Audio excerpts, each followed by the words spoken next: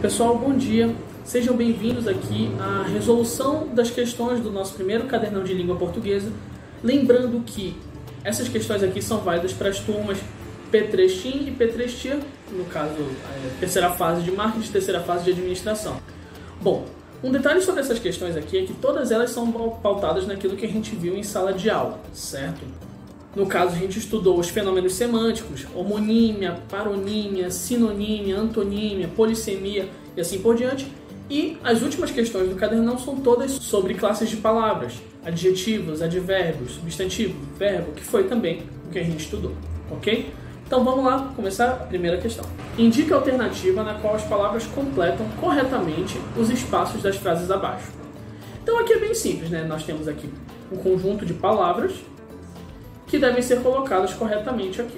Então, o adultério foi... As nossas opções aqui são entre discriminado e discriminado. Gente, discriminado e discriminado são parônimos, certo? O que são parônimos? Palavras que são parecidas na pronúncia e na escrita, mas elas são diferentes, elas são apenas parecidas. Notem isso, não são iguais. Quando elas são iguais, a gente chama de homônimos, ok? Mas então, discriminado e discriminado são parônimos, ok? Discriminado significa você fazer com que alguma coisa que era considerada crime não ser mais crime.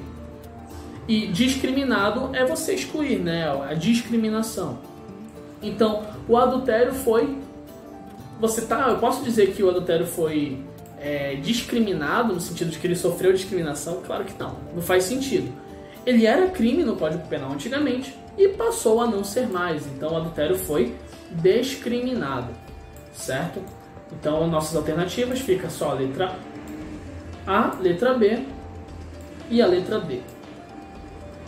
O congestionamento na Avenida Paulista paralisou o tráfego ou tráfico. Gente, tráfico é tráfico de drogas, tá? Você vender ilicitamente, etc.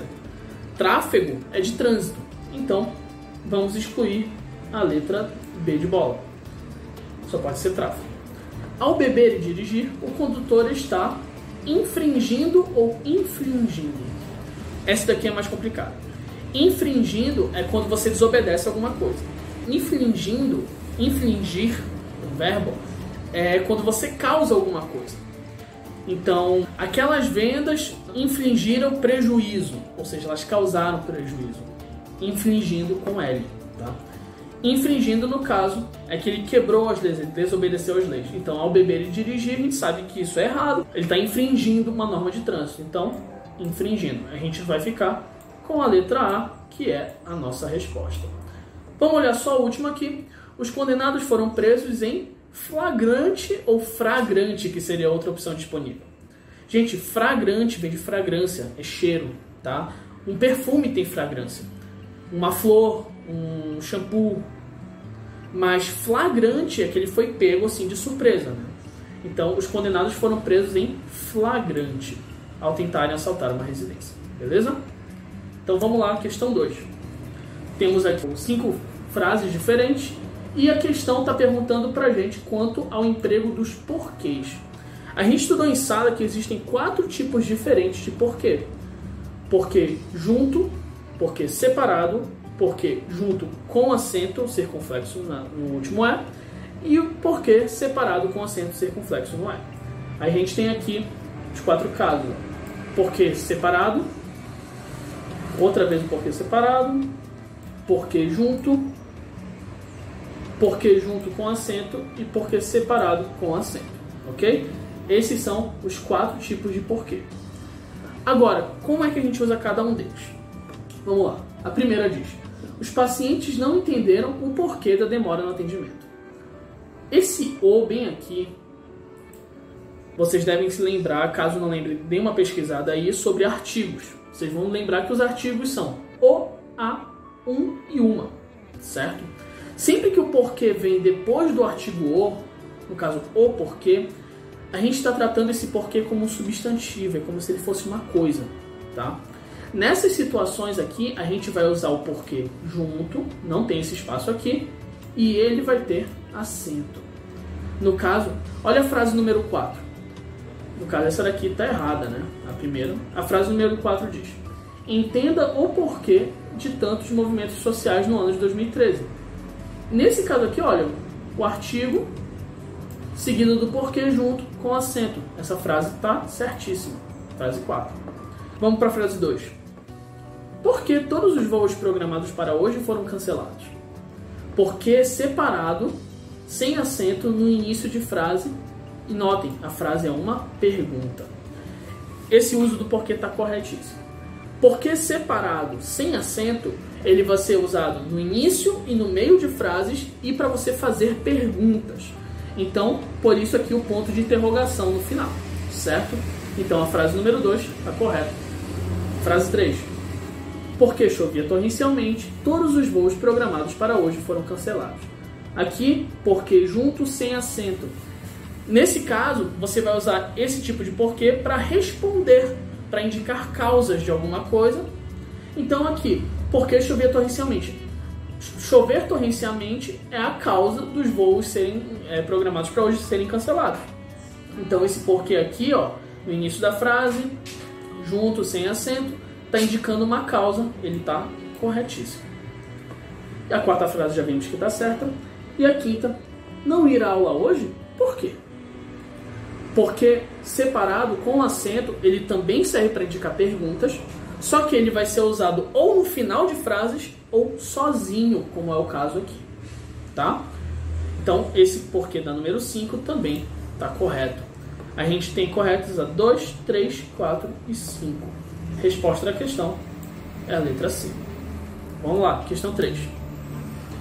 Indique o item em que um antônimo da palavra ou expressão em destaque está corretamente apontado. Gente, antônimo é quando duas palavras têm sentidos opostos. Bem, qual é o antônimo de bem?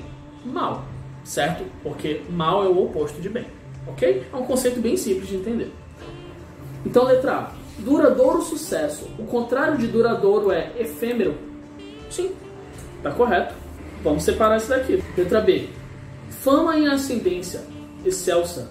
Excelsa não é o antônimo de em ascendência, tá? Então essa daqui está errada. Letra C. Elegante região, carente região. Cuidado com isso daqui. Elegante, gente, é bonito, tá? Carente tem o sentido de que falta, né? Faltam coisas. Carente não é o contrário de elegante, tá? Não tem nada a ver. Então essa daqui está errada. Por mais que elegante seja uma característica positiva e carente seja uma característica negativa, não significa que elas sejam opostas, beleza? E a letra D. Sala lotada e o contrário de lotada é desabitada? Não, né? O contrário de lotada é vazio, tá? Mas desabitado é o contrário de habitado. Então, também está errado. A resposta, como eu falei antes, é a letra A. Duradouro, o contrário de duradouro é efêmero, ok?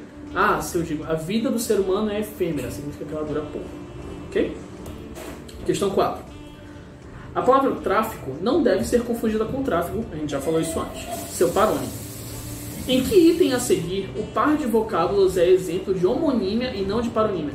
Homonímia são duas palavras que são iguais em algum aspecto. Ou elas são totalmente iguais, são duas palavras idênticas uma à outra, tipo manga de camisa e a manga fruta, ok? São duas palavras diferentes, se referem a coisas diferentes, mas elas são idênticas, tanto na maneira de você falar, quanto na maneira de você escrever.